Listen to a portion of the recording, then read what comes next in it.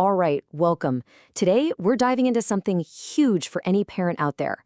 It's this fundamental choice that we all face. And honestly, a lot of the time, we don't even realize we're making it.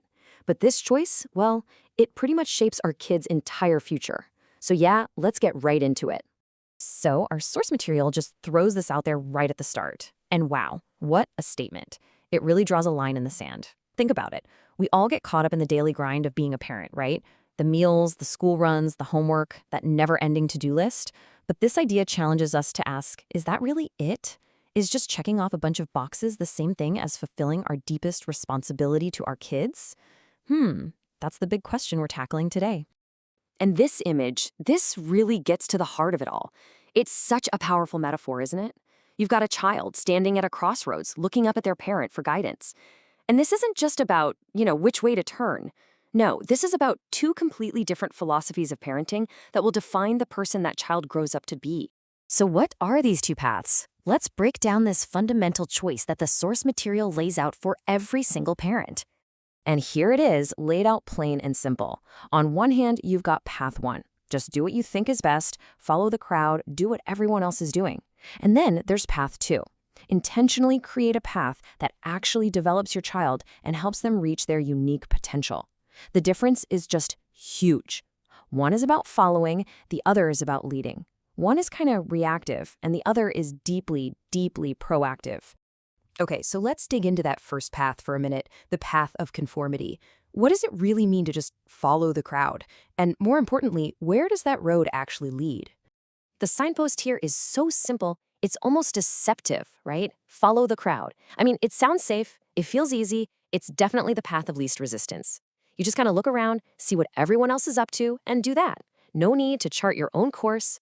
But here's the kicker. The source is brutally honest about where this path ends up. The next signposts down the road point to conformity, mediocrity, and then, ultimately, regret. That's a pretty powerful warning, isn't it? A life lived on autopilot, just going with the flow, it's not the path to fulfillment. So, if that's the cautionary tale, what's the alternative? Let's flip over and look at the second path, the one all about intentional growth. Now look at the signpost for this path. It's not a passive suggestion, it's an action. Nurture their potential. That word, nurture, is so important here. It implies care and intention and cultivation. It's not about forcing some outcome. It's about creating the absolute best environment for your child's unique talents to just blossom. And the milestones on this journey, they're a world away from mediocrity and regret. You can see a real progression here. It starts with growth, which leads to skills, which fosters creativity, and that ultimately leads to success. These aren't just random destinations. They're part of a continuous journey, with each step building a foundation for a really fulfilling life.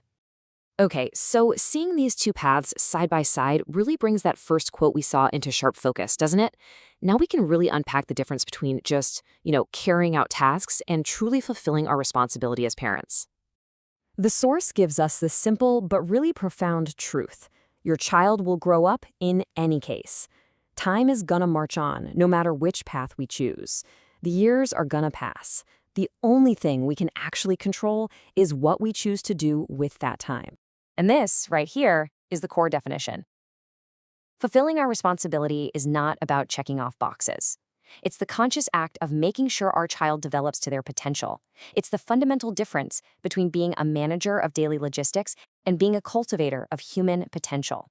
So it really all comes down to this, doesn't it? For the parent standing at that fork in the road, what is the ultimate role they're meant to play? So how do you actually do it? How do you get on that path of growth?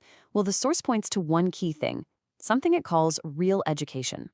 This is presented as the vehicle, the how-to, for nurturing potential and guiding a child towards all those great things, creativity, skills, and success.